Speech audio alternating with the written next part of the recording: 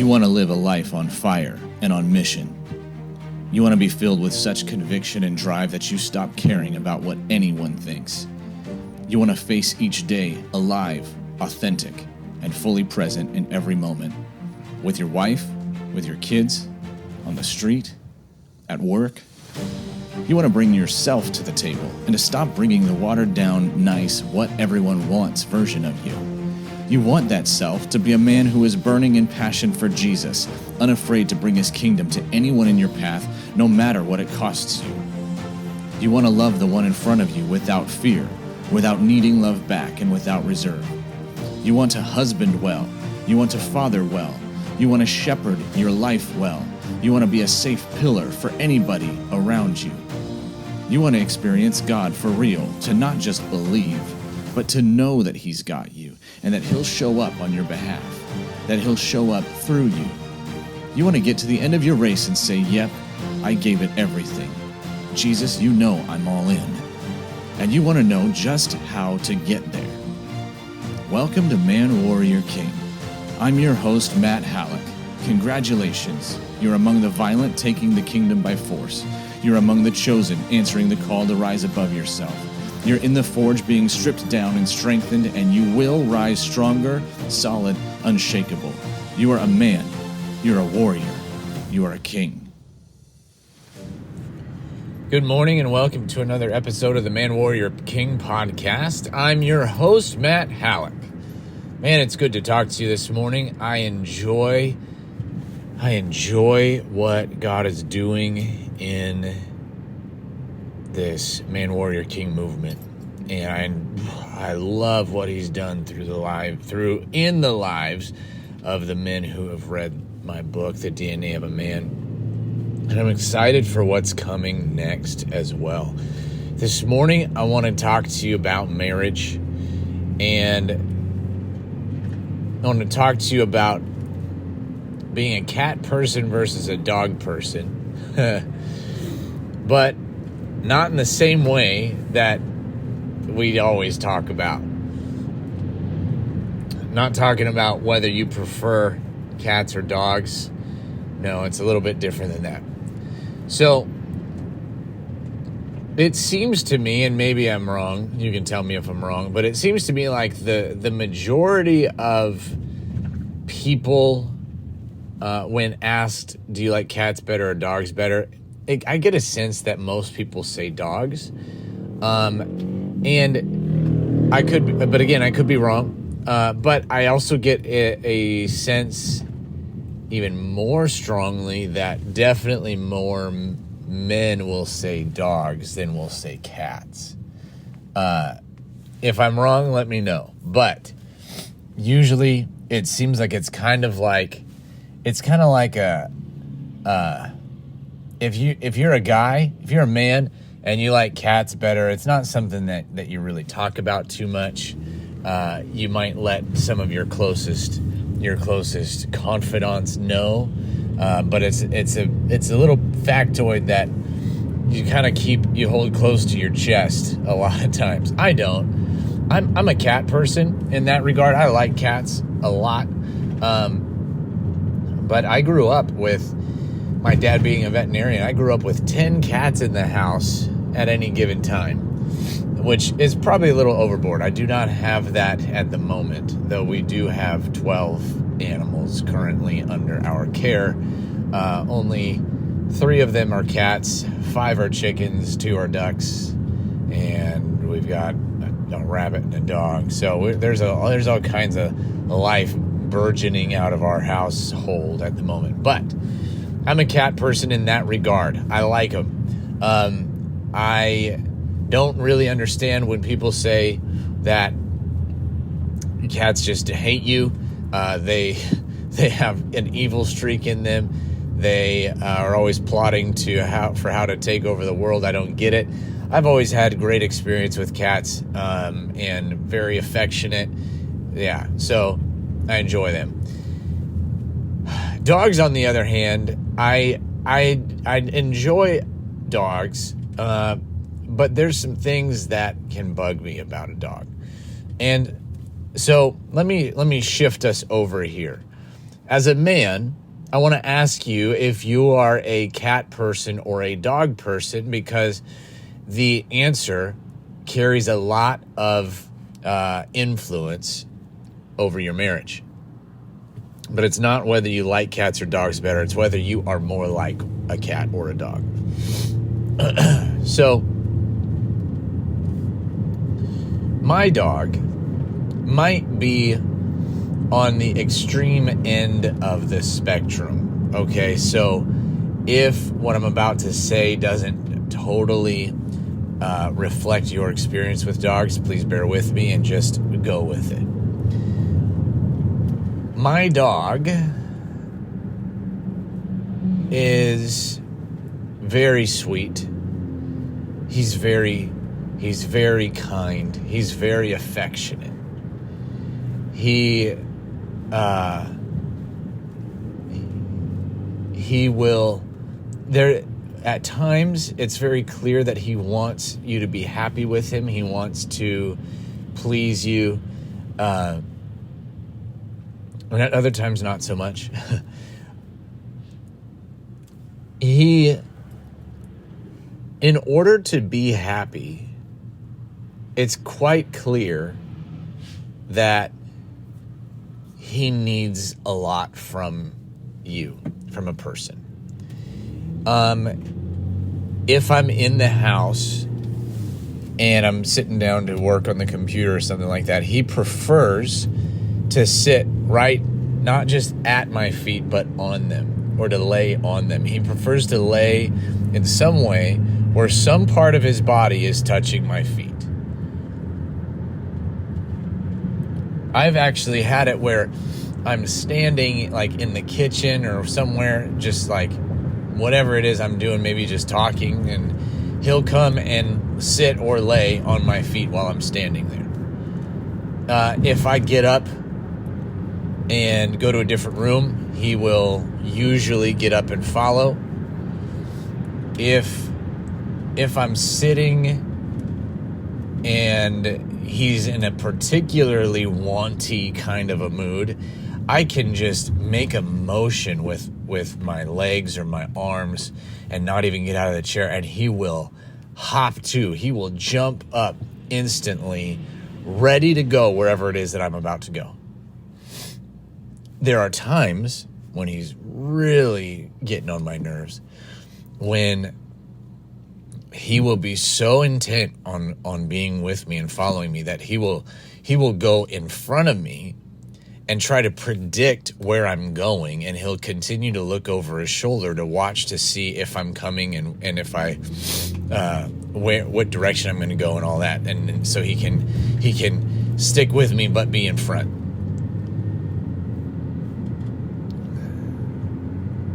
Okay. Then, if he's outside, and we're out there with him, he's usually, quite often, only happy when somebody is throwing the ball for him. If I do that, he's incredibly pumped and stoked, and he's quite fun to watch, and he has a good attitude. If I stop throwing the ball and I go do work on a different thing, eventually he will come bring the ball over and stand there, stare at it and stare at me and start to grunt and growl and a little bit whine, and he'll nose the ball and kind of act like he wants to go run, and he won't stop. He won't quit. If he's outside and we come back in and we've tied him to his leash out there, he might be okay for a little while, but eventually he will start barking because he doesn't want to be out there by himself. So, okay, that's my dog. I would like to suggest that if you behave like a dog, and in that sense you're a dog person, as a man, as a husband in your marriage, you are doing more damage than you are good. And it might be like, well, the way you described your dog, I hope nobody acts like that. And I would hope that too, but it's not the case. A lot of guys, a lot of men act that way in their marriages. You are latched on to your wife. If she goes somewhere emotionally, whether it's into a bad mood or anger or anything like that, you follow her. If she gets into a bad mood, it throws you into a bad mood. If she gets angry with you, it throws you over. You don't go your own emotional way.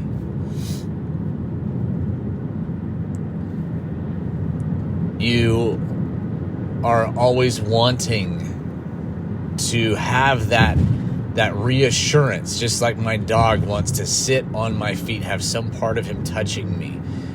You want to have some part of your being, it could be physical, it could be emotional, touching your wife. You want the reassurance that you guys are still okay, you're still connected.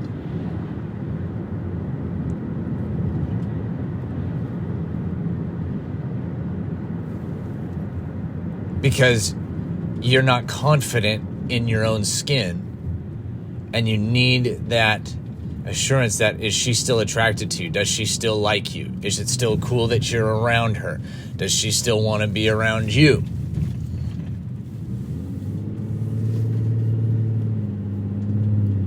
And man, it drives me crazy when my dog tries to anticipate where I'm going and trots on ahead of me, but then looks over his shoulder to see if I'm really going where he thinks. Do you do that with your wife? You try to anticipate every step of her way. You try to anticipate every need, try to hover around her, make sure everything is going correctly and going good for her. You want to be with her everywhere she goes.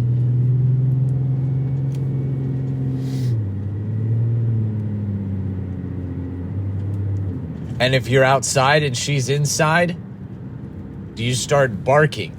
If you're working on your own part of life and she's working on hers, do you start to feel threatened? Do you start to feel like she's leaving you out, leaving you behind, like she cares about that and there won't be room for her to care about you? Do you want to constantly stay in front of her attention, in front of her focus, so that you know she doesn't forget about you?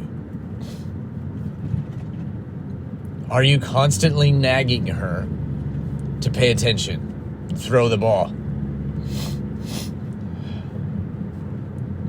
Are you trying to never let her forget, to always get more? Sex is a great avenue for this to happen for a man. Are you trying to make sure she doesn't forget about it? That it's always top of mind for her.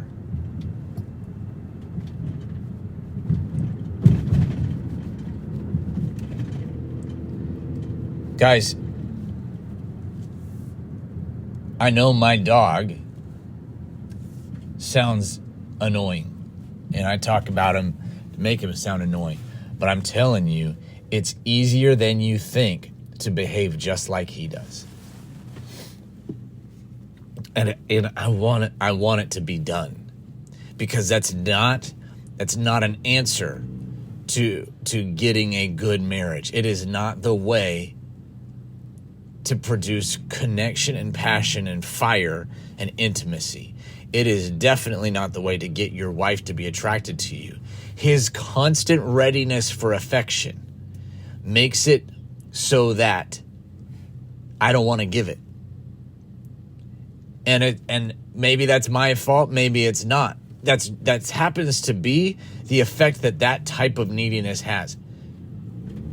When I pet my dog, he can't just sit there and take it like a man. He leans really hard into it. He starts to pant and to yawn nervously, and he spins all around because he's trying to rub into the petting more. And he'll try to like nudge your hand as you pet him and get you to keep on petting him. He won't just stand there solid, confident, unshakable, allowing the affection to be shown. He has to play it up a lot more. How many of you do this? Your wife gives you some sign of affection and you go overboard in responding. And you over-emote right back to her. You over-affectionize right back. And it turns her off. And it's like, no, I didn't want that. I wanted to be free to show my husband the affection that I want to give him without it pushing him to the extreme limits. See, all of this is a sign of an incredible lack of confidence and an incredible insecurity.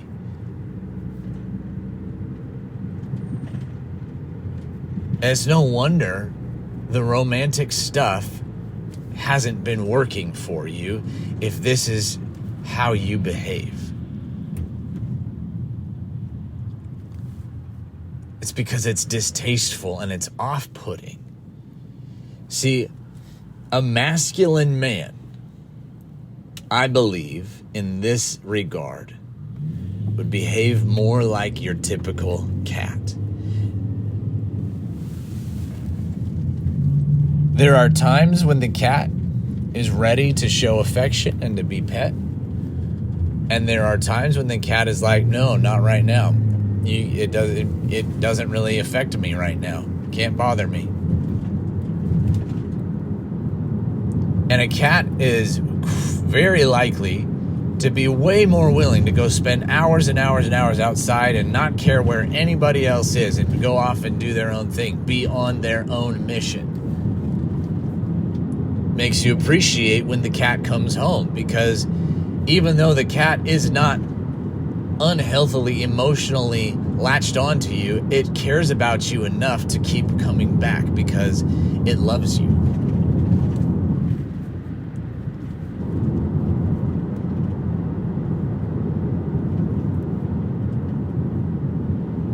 My dog will not end any round of me petting him on his own. He will stay there till kingdom come as long as I'm petting him. But a cat has no problem getting up and walking away while you're petting it. It speaks of security and confidence. This is the kind of man that you should be with your wife, where you are very welcoming and appreciative of affection, and you will show it. And yet there are times when you will end it. There are times when you will have other things to go do. There are times when your wife will show you affection and you will let her, and you will enjoy it, but you won't overreact back in affection. A masculine energy is not always lovey-dovey, if ever. And I know when I was learning these lessons, I was like, but I like being affectionate.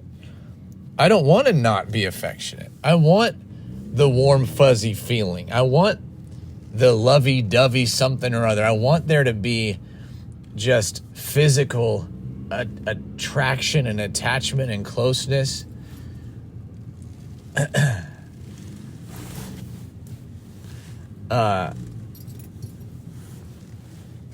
And it doesn't come if you're the one who's always trying to make sure it happens. You need to allow your wife the space to pursue you. Yeah, we talk a lot about pursuing our wives, but sometimes, guys, you over pursue, and she feels it, and she wants to be able to pursue you in her femininity.